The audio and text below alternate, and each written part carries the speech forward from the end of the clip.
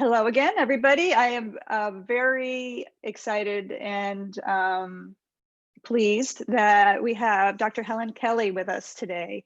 Um, After last week's town hall, we kind of here at NITO put our heads together and thought, like, I think what a good topic would be is just to address well-being of all you school leaders. Just in this time that we're all working so hard, and it often we're the ones that everybody turns to, and so this is an opportunity for the focus to be on you in a different way. So Helen is a researcher, writer, and champion of school well-being. Between 2006 and 2020, she led international schools in Bangkok, Berlin, and Hong Kong. And prior to that, she was a member of the English legal profession. She is known for her work on school well-being, and she got her doctorate from the University of Birmingham in the UK in 2017. Let's see, and she currently lives in North Wales. So she's come to us from far away today, and I'm just really pleased to have her here. So I will let you go ahead. Thanks. Hello, everyone. I can't see many of you, but it's good to see smiling faces. I did watch your meeting from last week, which Camille shared with me, and I did see how tired you look, and I, felt an enormous amount of empathy and compassion for you. But I also thought, thank God I'm retired and I'm not still doing that. I also wanted to share with you that I'm sitting here all wrapped up in a cardigan because our boiler is broken and we don't have any central heating. So you can't actually see from there, but I'm actually sitting in my bed all covered up with a duvet. So I want to start off by telling you something about myself and kind of setting a context as, who is this woman and who does she think she is that she can come and talk to us about school well-being, As Camille said, I was a school leader for 15 years. It was in the international school environment, which is, fee-paying education. And I've taught all around the world, but was a school leader in 3 schools. I'm an elementary school leader. And these photographs are me in my last school, which was Canadian International School of Hong Kong.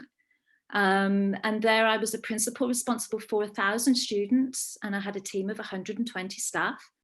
And it was my dream job. And in the first year that I was there, I found the transition to Hong Kong and into the new job really hard. I think that was partly because the previous year I'd had a year off to travel and to write my doctoral thesis. And so it was hard to go back. But by the time I got into the second year, I was really having the time of my life.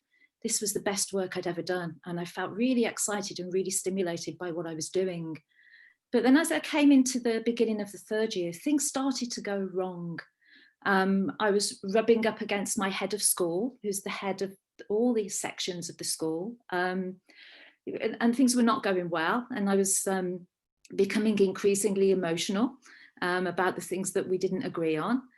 And I found that the change that I wanted to bring in, and had a huge amount of pressure from my staff and other people who saw me as a real advocate for pushing the school forward.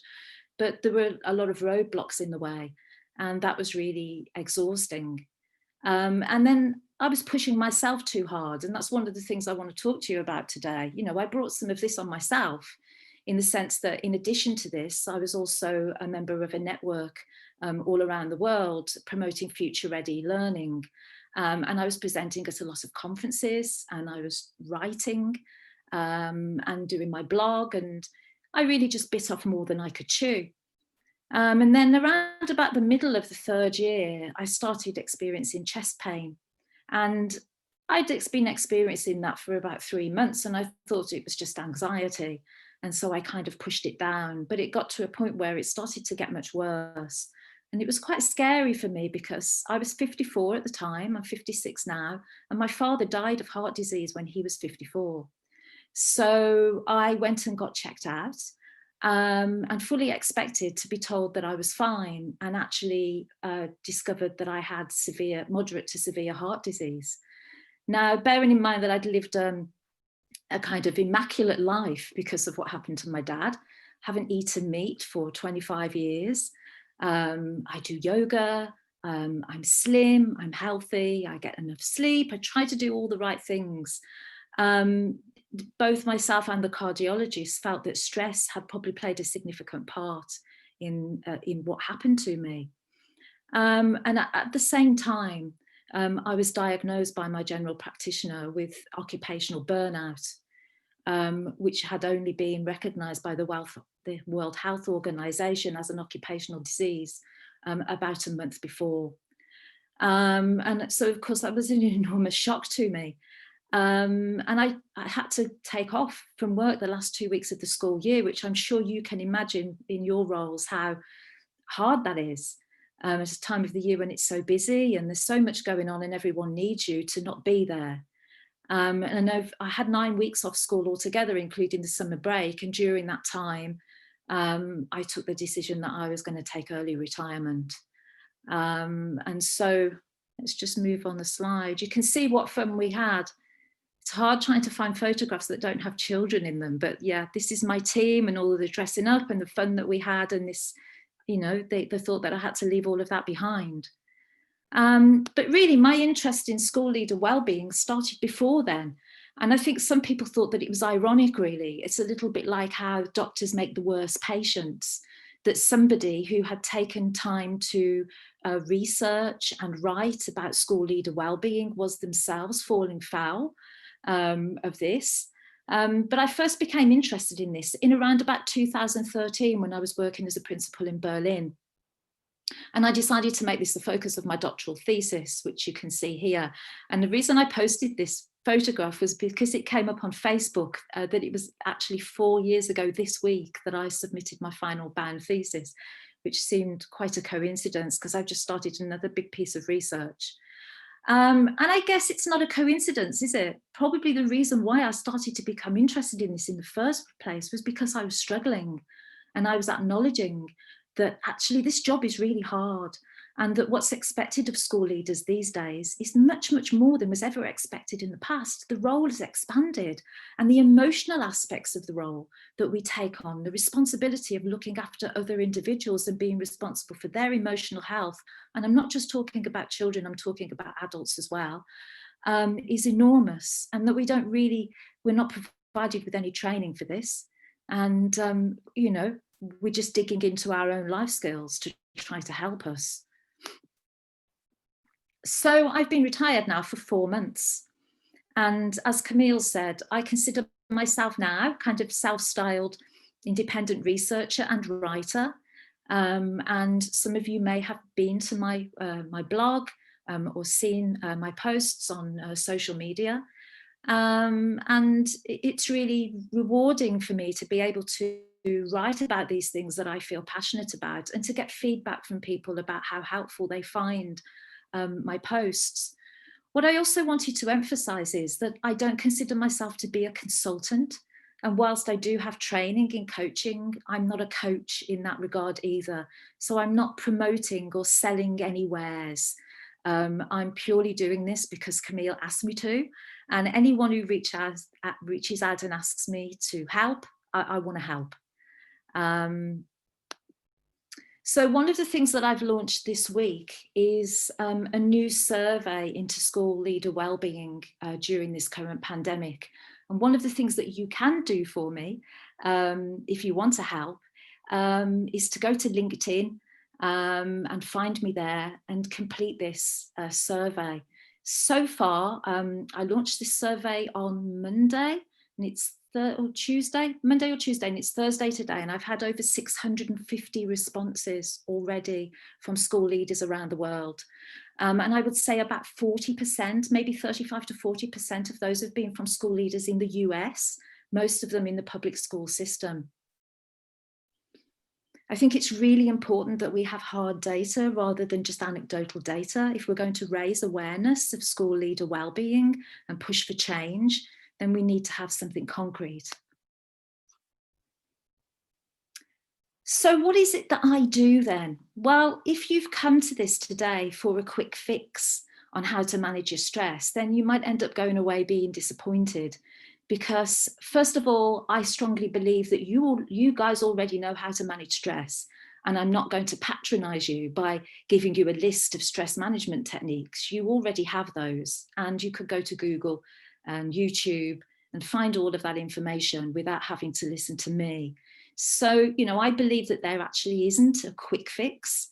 And my kind of approach to stress management and promotion of well-being within the school environment is much more about changing the environment in which we all operate. So first of all, pushing systems, governments and institutions to change those systems and change the environment, but also as a school leader, finding ways to change the environment within my school to promote the well-being of my senior and middle leaders, but also my educators. So that's all about trust building, and I use the PERMA model for those of you who know that. I'm trained in positive psychology. So it really is much more about changing the environment than it is about let's just do some quick fix stress management. So you're thinking, well, why is she here today then? We're in a situation at the moment where we're in a crisis and we haven't got time to change the environment. We need help now. So I've thought long and hard about this in preparing for this meeting. And I think that these are my goals. Firstly, I want you to understand that you're not alone in your struggle. And I'm going to share some data with you to show you just how common what you're experiencing is. I also want you to reflect upon and understand that just because you feel overwhelmed and exhausted, you're not failing. And there is absolutely no reason to feel shame about what you're experiencing. And I think one of the reasons I first got into this, back in 2012, 2013, was that when I struggled, I did feel shame and embarrassment. I felt that I wasn't doing my job well. And when I had an experience that caused me stress, I would beat myself up about it, and I would go into a corner and I would lick my wounds. And fortunately, because I'm reasonably resilient, I bounced back within a few days. But when I started to understand from networking with other school leaders that actually everyone felt this way, it made me feel so much better about what was happening to me. The next point that I really want to put across today is that you need to take your stress and exhaustion seriously, because it can have very serious impacts. And one of the things that I'm going to touch on a few times is that we always put ourselves last as school leaders, and we don't make our well-being a priority, and we don't take our well-being seriously enough, because we're always putting everyone else's well-being first. The well-being of the students is paramount, and then the well-being of our staff. And then I want to think about how there are factors that you can't control. We know that we're in the middle of a global pandemic, and there are factors that you can't control, but there are factors that you can control. And so I want to give you an opportunity, either during this presentation or afterwards when you've gone away, to reflect on what it is that you can control. So let's look at this first. You're not alone in your struggle. Now, I think this is exciting. You might be very nonplussed about it, but I'm going to share with you some data from the survey that I only put out 3 days ago, and you're the first people to see this, apart from me. So I want to use this to illustrate that you're not alone. So one of the first questions in my survey was, my workload has increased as a result of the pandemic. And you can see that 90% of school leaders who took part in this say that that's true. They strongly agree, that's number one, or agree. I know sometimes people do that Likert scale the other way around, but mine is 1, strongly agree, all the way down to 5, strongly disagree. And my work-related stress levels have increased as a result of the pandemic. Again, you can see the numbers there. We're talking about 90% of people agree with that. My work has become more emotionally challenging during the pandemic. Again, the vast majority of people agree that this is emotionally challenging work. It's not just about logistics. and trying to figure out the right way to do things. It's about dealing with other people's emotions and your own. I find I'm supporting the emotional needs of others more since the start of the pandemic. Again, massive number of people say that that's true. And I think that this is probably one of the things that people outside of school leadership don't understand about our role, just how much of our role involves supporting the emotional needs of other people. How often do you encounter events or situations that are emotionally challenging in the workplace? Well, you can see that 62% say it's daily or more frequently than daily. Very few people are saying it's as seldom as weekly or monthly. It's all the time, constantly. And how would you describe your current stress levels? Well, 32% say they're extremely high, and 42% say they're very high, and another 20% say they're high. So it's pretty bad.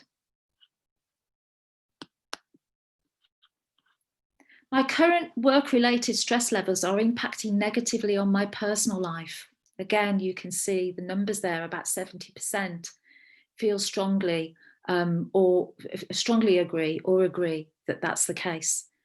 And my current work-related stress levels are impacting negatively on my health.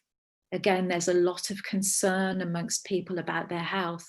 Now, there was a question, my current work-related stress levels are impacting negatively on the quality of my work. And I want to be transparent about that. People didn't feel as strongly that that was the case. So it was still strong, but not as strongly as this. People feel that their work is being impacted, but not as much as their personal life or their health. I feel that my training and experience has prepared me well for leading through the current crisis. And if we look to the right-hand side of the chart, you can see there that about 60% of people feel that their training and experience hasn't really prepared them for this crisis. And then 64,000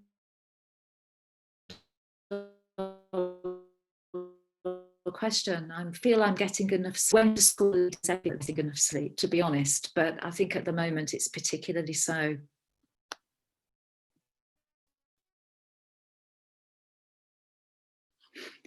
And this is the one, the original research back in 2015, and I was now. There are times during 2020 when I have felt close to breaking point. 70 are times this year when they have felt close to breaking point. That's quite shocking, isn't it? And of some concern. And I asked people to give me 5 words that described how they responses so far. That was a lot of words from a spreadsheet to put into a Wordle, but I create exhausted, overwhelmed, stressed, tired, frustrated, anxious, drained. Of course, we're school leaders. We have a good vocabulary. And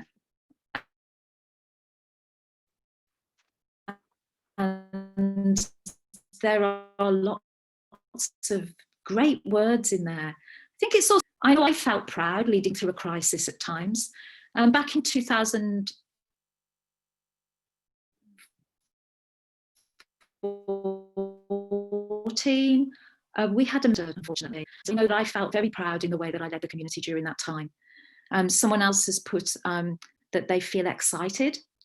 So it isn't all bad, but it is mostly bad, isn't it?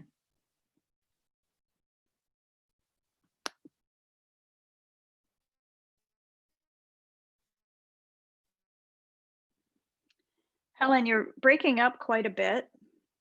I don't know if you can hear me. So if I come onto the sorry, what a shame. Well, I just have to carry on. There's not much I can do. Okay. It kind of comes in and out. So I guess if we just keep going, we'll. Maybe if we turn off our pictures, everybody. I can turn off, maybe if I turn off mine, it might help. It might be my internet. So let me turn off my video and let's see whether that improves things. Does that make things any better? You're fine now. So why don't we keep going? And yeah. Let's carry on like that there. I mean, I think people could see those slides anyway. So you could, there was a visual there to illustrate what I was saying, even if you couldn't hear me very well. So is all good, Camille? Yeah, this is better. Yeah. Okay, let's do it like this then. You don't need to see me anyway. Okay, so as I was saying, the next point was you need to take your stress and exhaustion. Oh no, let's go back one. I jumped ahead. So stress and exhaustion is not a sign of failure or a reason to feel shame. Well, let's face it, if it was, then everybody pretty much would be failing at the moment. You know, you've seen that data that I've just shared. And if it was, yes, of course, there is going to be some response bias. Maybe people who are feeling stressed and exhausted at the moment and overwhelmed and not coping are more likely to complete that survey than people who just think it's all fine and dandy.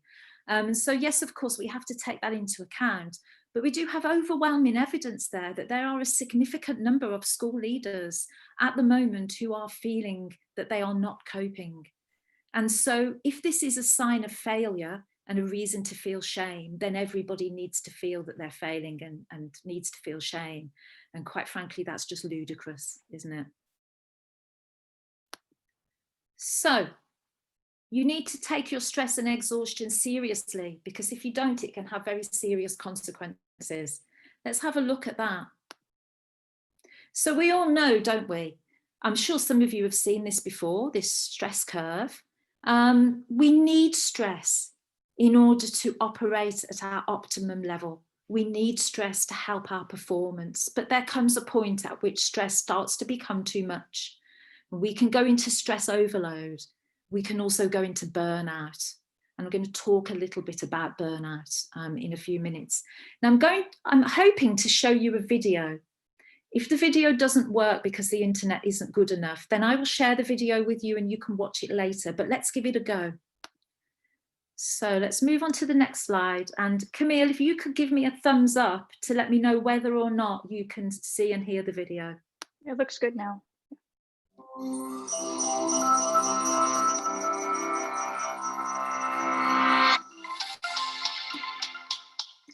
Cramming for a test? Trying to get more done than you have time to do? Stress is a feeling we all experience when we are challenged or overwhelmed. But more than just an emotion, stress is a hardwired physical response that travels throughout your entire body.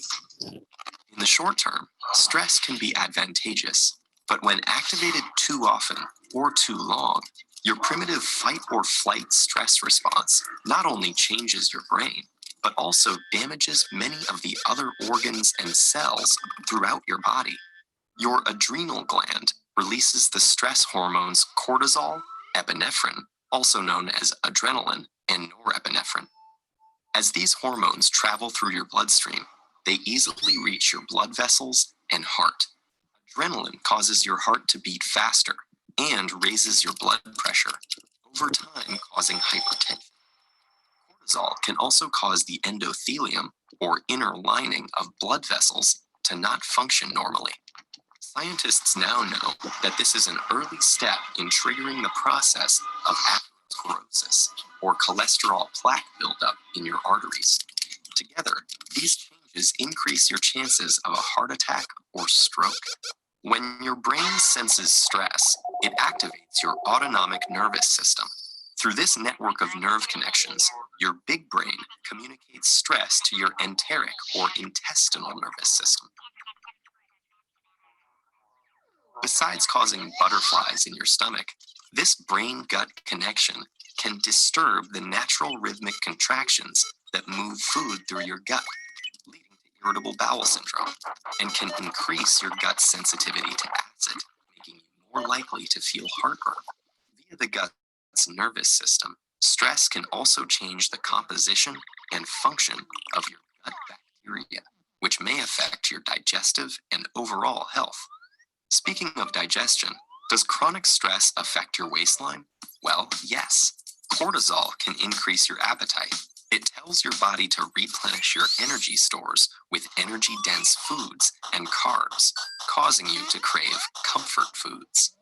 High levels of cortisol can also cause you to put on those extra calories as visceral or deep belly fat. This type of fat doesn't just make it harder to button your pants. It is an organ that actively releases hormones and immune system chemicals called cytokines that can increase your risk of developing chronic diseases such as heart disease and insulin resistance. Meanwhile, stress hormones affect immune cells in a variety of ways. Initially, they help prepare to fight invaders and heal after injury, but chronic stress can dampen the function of some immune cells, make you more susceptible to infections, and slow the rate you heal. Want to live a long life? You may have to curb your chronic stress. That's because it has even been associated with shortened telomeres, the shoelace tip ends of chromosomes that measure a cell's age. Telomeres cap chromosomes to allow DNA to get copied every time a cell divides without damaging the cell's genetic code. And they shorten with each cell division. When telomeres become too short, a cell can no longer divide, and it dies. As if all that weren't enough, chronic stress has even more ways it can sabotage your health, including acne, hair loss, sexual dysfunction, headaches, muscle tension, difficulty concentrating, fatigue, and irritability. So, what does all this mean for you? Your life will always be filled with stressful situations, but what matters to your brain and entire body is how you respond to that stress. If you can view those situations as challenges you can control and master, rather than as threats that are insurmountable, you will perform better in the short run and stay healthy in the long run.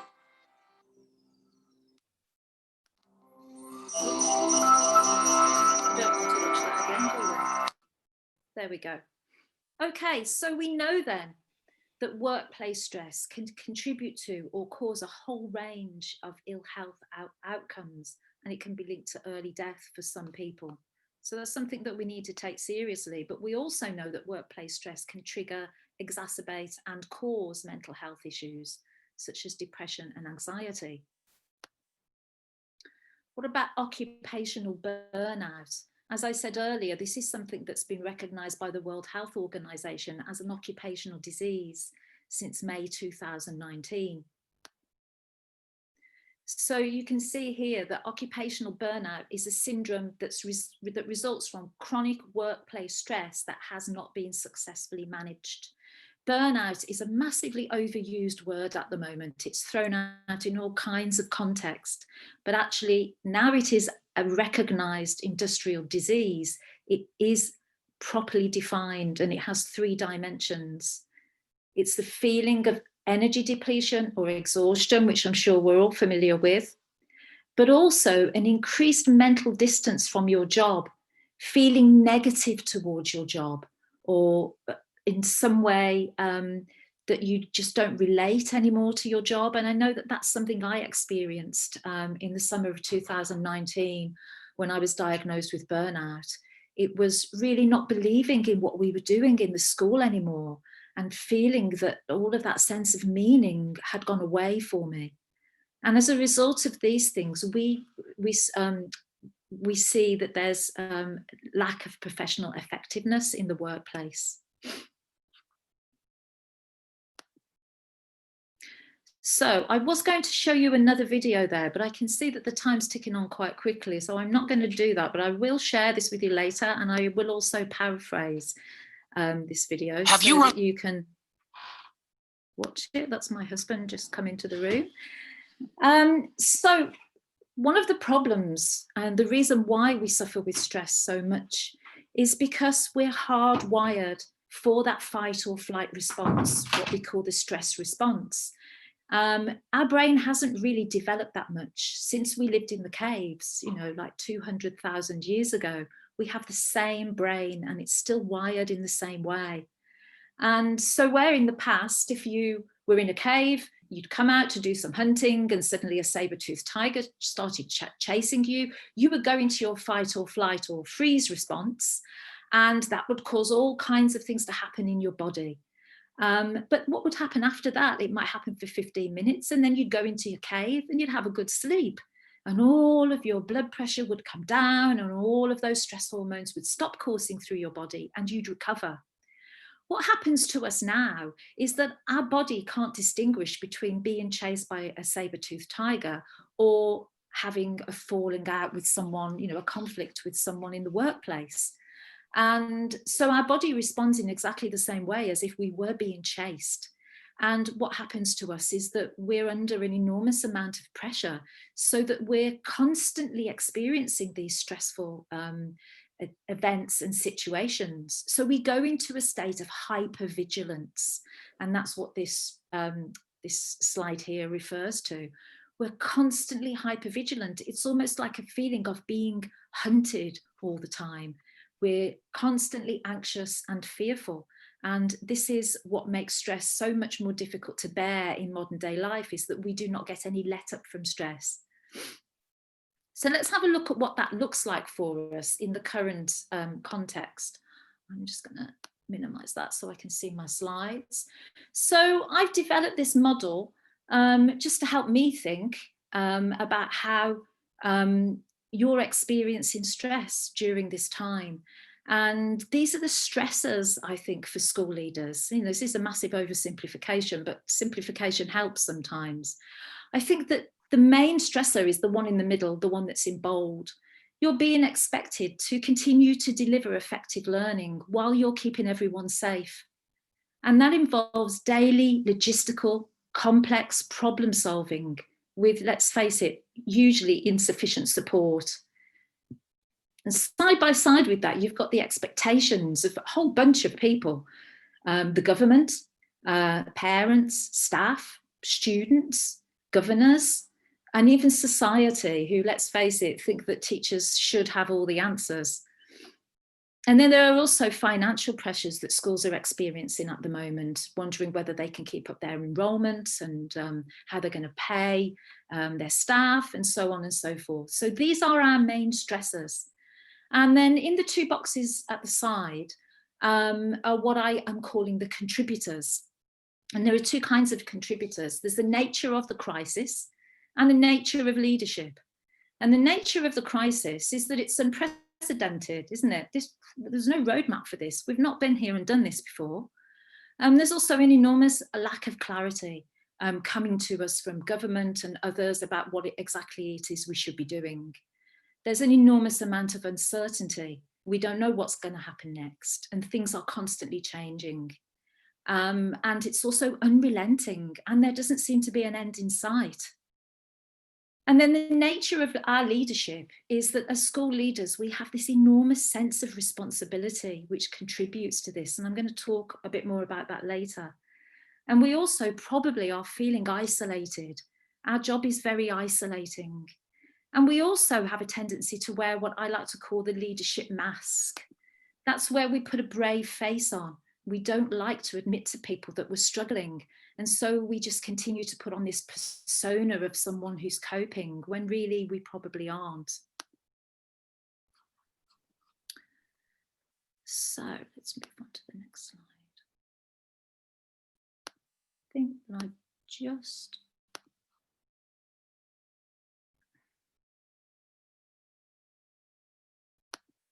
There we go. Okay, so we've already covered how what happens then when we're experiencing all of these stressors on a daily basis during this COVID crisis, that our body's constantly pumping with cortisol and adrenaline or epinephrine, noradrenaline or norepinephrine. And it's difficult to have opportunities for that to dissipate in any way.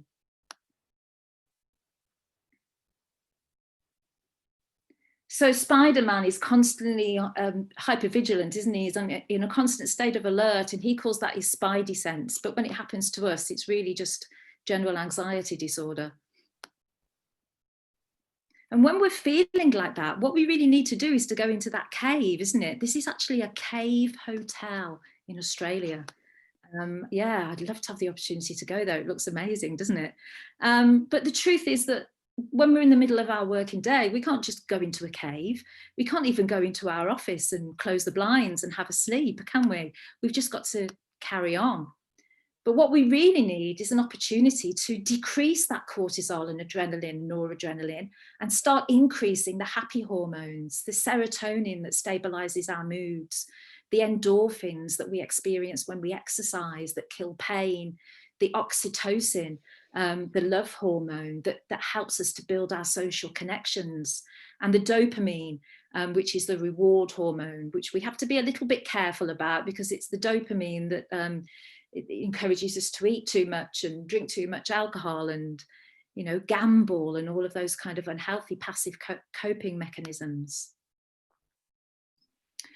So how do we make those things happen then? How do we bring down all of those stress hormones and at the same time start helping the happy hormones to kick in?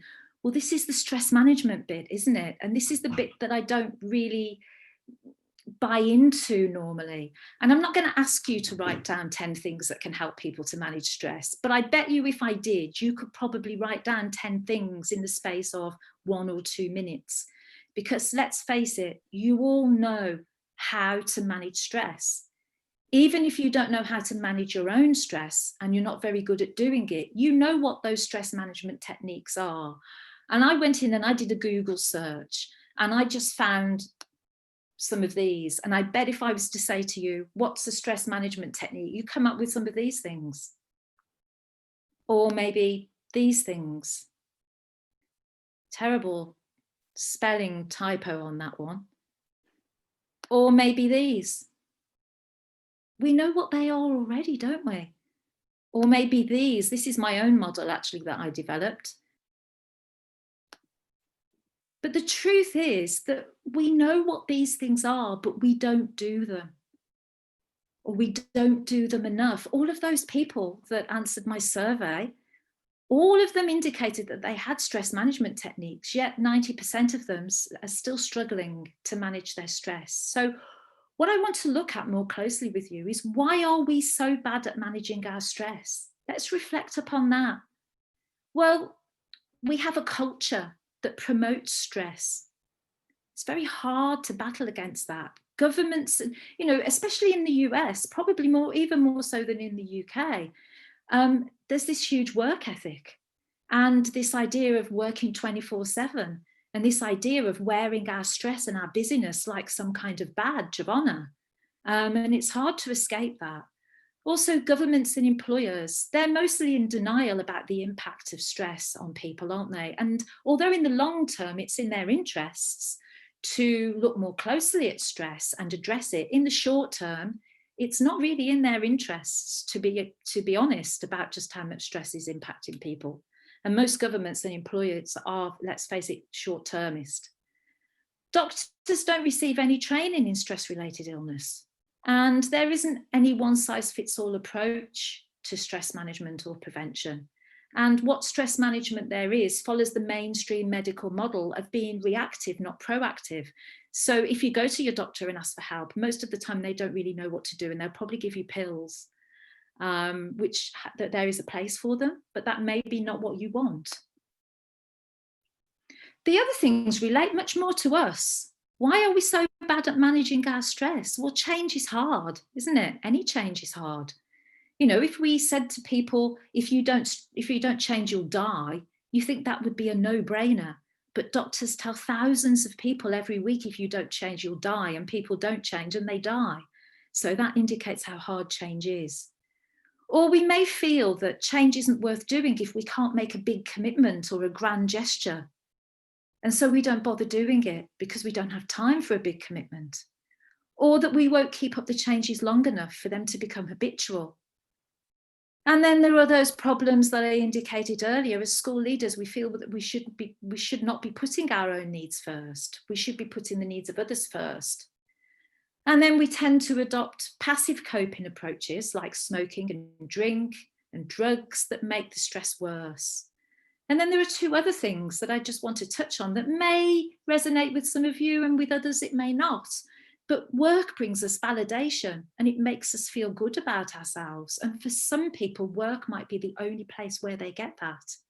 And so the idea that they have to work a little bit less or be a little bit less committed to their job is actually quite hard for them to accept. I know it was for me.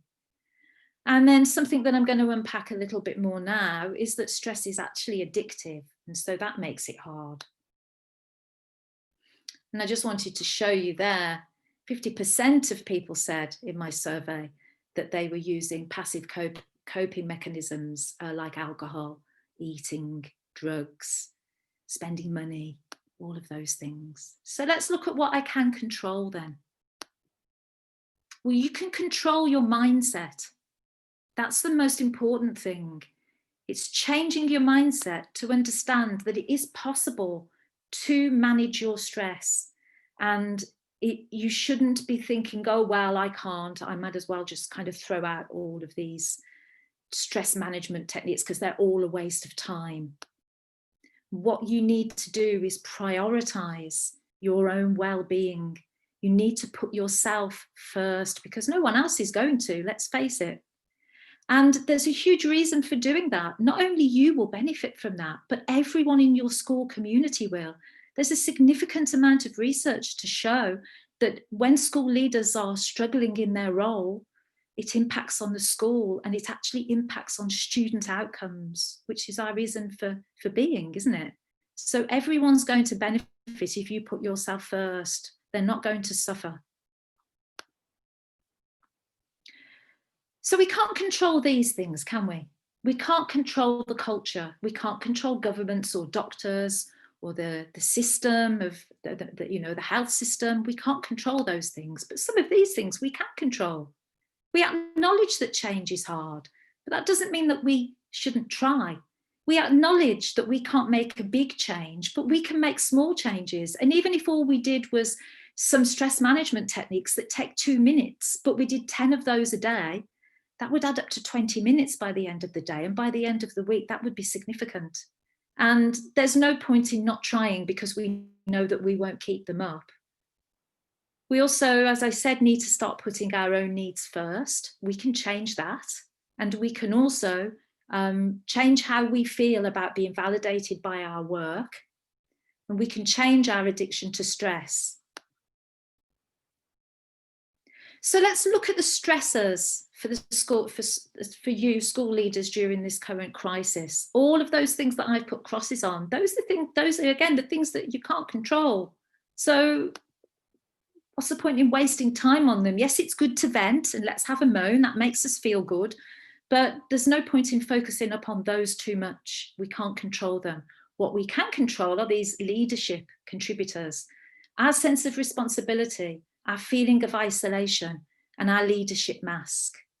So in the last couple of minutes, I'm just going to ask you to reflect upon some questions. I want you to go away and think about these. Do I have a sense of over-responsibility? And is that harming me? Am I to some extent bringing this upon myself? Do you feel that you're responsible for everything that happens in your school, even the things that you don't have any control over? Do you feel that you cannot take a day off when you're ill because the school can't manage without you? Do you constantly prioritize the needs of the school over your own needs? If you've answered yes to some of those questions, then you probably do have a sense of over-responsibility. That is not healthy. And that's something that you need to reflect on and try to change. What about this leadership mask? Do you feel that a leader has to be strong to be effective? Do you feel as a leader that you should have all of the answers or be able to solve all of the problems? Do you find it hard to be honest with others about your leadership struggles? Do you put on a leadership persona and suppress the real you when you're at school so that people will think you're different to how you are? I know I used to. Do you think that vulnerability is weakness? And are you worried that if you're honest about your struggles, that others will no longer respect you? I will share these questions with you for you to take away with you so that you can reflect on them later. And finally, isolation. This really is the one that really impacts people the most. Do you feel lonely in your leadership role? Do you lack peers or colleagues that you feel you can confide in? Do you lack emotional support within school? And are you making decisions alone? Please reflect on those. And finally, stress addiction. Might you be addicted to this stress? Might it be difficult to actually give it up? Do you have a difficult time doing nothing at all? Do you spend much of your vacation time thinking about work? Do you constantly worry about what you might be missing when you're not in school? Do you feel stressed when you're not able to access your cell phone or your computer so that you can tap into your school emails? If so, then there's a fair chance that you have some element of stress addiction that you really do need to address. So just to finish, I said I wasn't going to give you a whole list of stress management techniques. If you want that, I'm quite happy to come back and do a presentation about that. But I just want to highlight one or two things that I do think really work. The first one is rest and recovery. And if you don't have this book, or you haven't read this book, I have nothing invested in this book. It's just one of the best things I've read in a long time. The Power of Rest. Okay, why sleep alone is not enough. Highly recommend that you get this. This guy gives you things that you can do that take 30 seconds, 2 minutes, 5 minutes, 10 minutes. And there's lots of them and they all make perfect sense.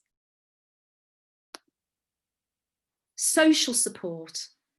All the research shows that social support after sleep and rest is the second most important thing that you need to do to manage your stress. If you're working in isolation, loneliness is really debilitating and it increases stress. So I've just put some links there to really reputable websites that give you some ideas of how you can improve your social networks and social supports. The truth is though, only you can do this. And finally, professional coaching. Although I do have training and I have coached as a professional, it's not something that I'm choosing to do at the moment. If you've never had a professional coach and you can afford it because it doesn't come cheap, and let's face it, your school should be paying for this, then I recommend you go to the ICF, to their credential coach finder. And there are coaches in all states, all across the US, and speaking to a professional by Zoom or by phone on a regular basis, if really you don't have anyone else to support you, is something that you really should consider. I'm going to stop sharing my screen now so that I can see you all better. And yeah, it's over to you really. It's a lot of information to take in. I hope it's been at least an opportunity to reflect. Yeah, that was great. And just to see all the effects of stress, I know regardless of what we do, we've all experienced that probably at one time or another. So everyone feel free to either chime in or post a question in the chat. Ellie, you have one here about how would we pose these types of questions with board members that you already have had staff meetings to discuss them. Yeah, if you could see me now, you'd see that I was having a big smile because let's face it, this is all about the board, isn't it? And I just find that they don't take this seriously enough. And I was sharing with Camille earlier a story about when I first started posting to my blog, I had a board member on LinkedIn contact me and say, why should we care about school leaders? As far as I'm concerned, they're dispensable. You know, so I think you have to be bold. You know, part of my work is about raising awareness with governments, but raising awareness with boards of governors. And I think that that's one of the reasons I'm doing my survey at the moment, so that we can have this hard data. So once I've closed the survey, which will probably be in another week, I'm very happy to share the data with anyone. And you can take that data to your board. Yeah, Ellie, and say, look, this is what people are going through. It isn't just me. It isn't anecdotal. This is an epidemic. And also, I'm quite happy to share with you, you know, either get in touch with me, you go to my website, you'll find my email happy for you to reach out to me one-to-one or go through Camille. But I'm also happy to share with you the research that's considerable, and a lot of that's from the US, that shows just how important school leader well-being is to the effectiveness of the school and to student outcomes. So I'm very happy to put a package together for you to take to your governors, if that would help. Please do not feel shy about reaching out through my positive principle. If you just put Dr. Helen Kelly into Google, it will come up, school wellbeing or something, and then you'll, in the contact section, you'll find me. Yeah, so just reach out. I can provide you with resources to help. I just want to, sorry. No, go ahead. To my question, there are two things that I notice about boards. One thing is that even at the stress time, they can't see the head of schools. What they can see is the financials or the little anecdotes of how are they going to make sure that they don't have to dip either into their pocket or managerial skills.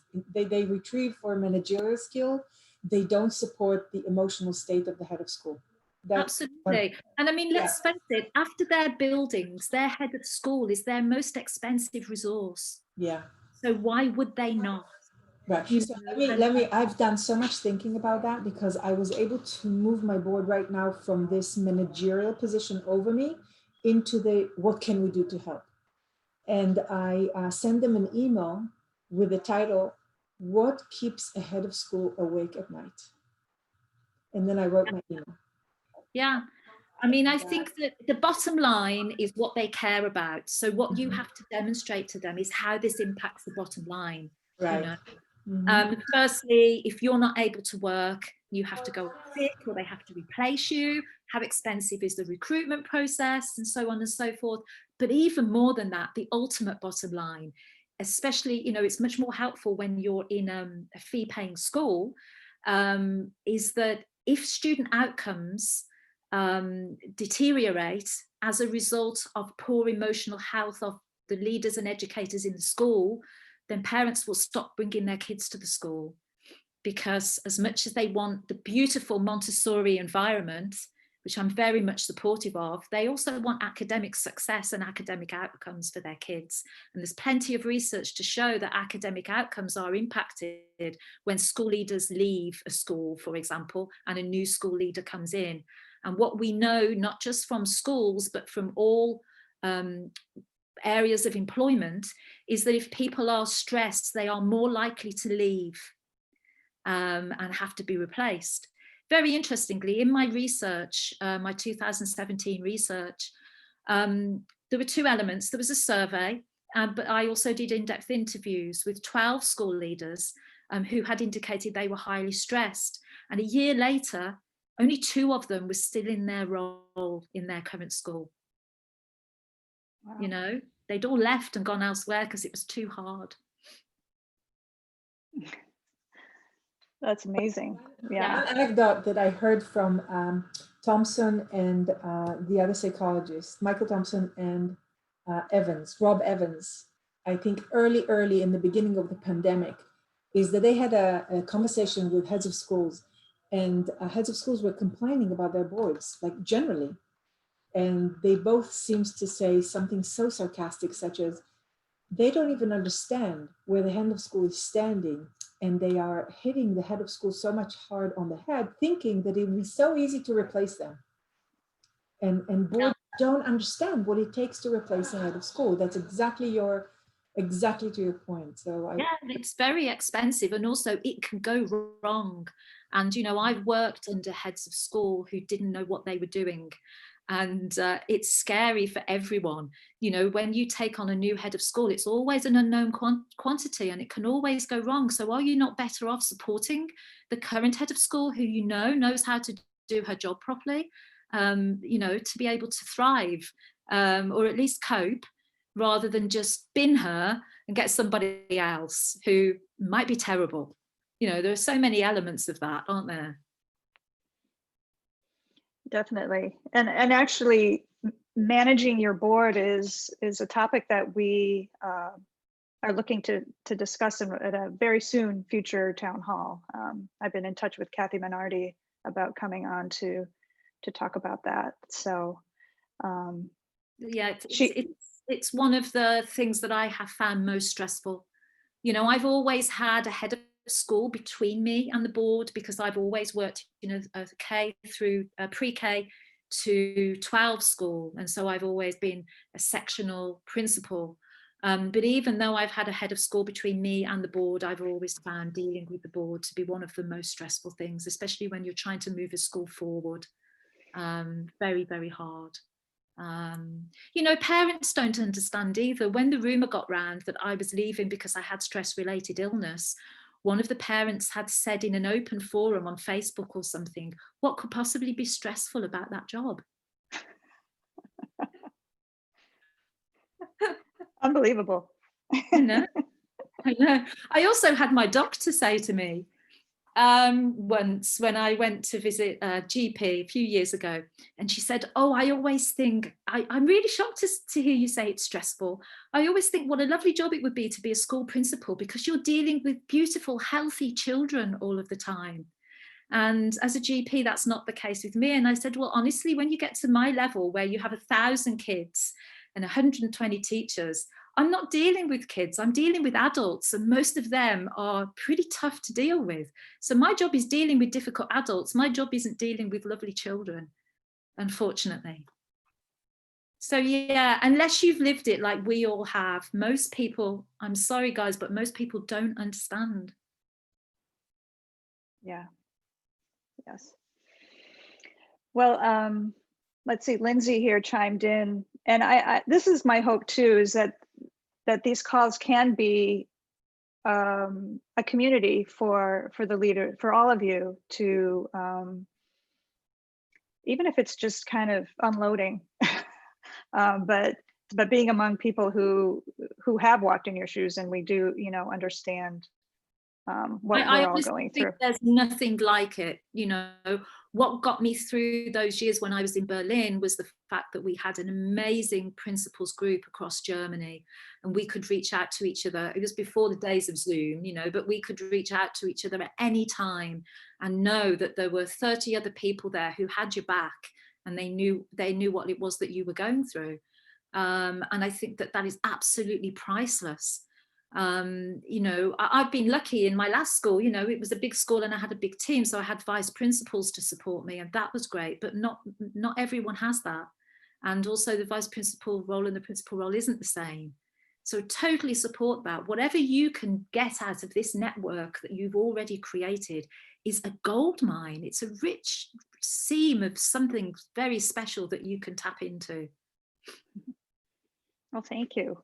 And we're just about wrapping up on our time here. Helen, I think if you sent to me the resources that you were sure during this presentation, then we'll post everything together, the recording and all the resources. And I did put a link to your website in the chat. So if anybody wants to reach out directly. Absolutely, because I know I talked for a long time. I am a talker and I'm passionate about what I do, as I'm sure you can see, and I always have a lot to say. So if you had questions that were not addressed or you didn't want to ask within this forum, please, please, please feel free to reach out to me. I'll give you the email now so you don't have to go looking for it. It's the POS Principal, the POS Principal @gmail.com. That's the positive principal, but for short, for positive, the POS Principal @gmail.com.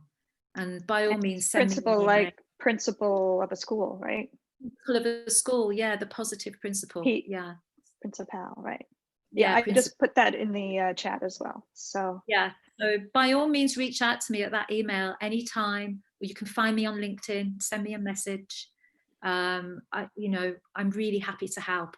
I'm just sitting here in lockdown in Wales with not very much to do at the moment. So, you know, I'm very happy.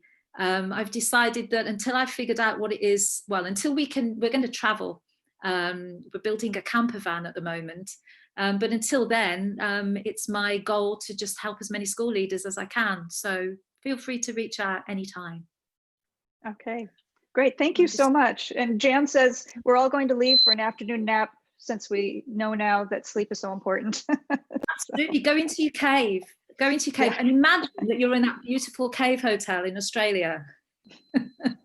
Sounds great. Thank you. Everyone. All right. Take care of yourselves. Thank you Thank for the you. opportunity. Thanks, Bye. everybody. Thank you. Thank you, Helen. Thank you.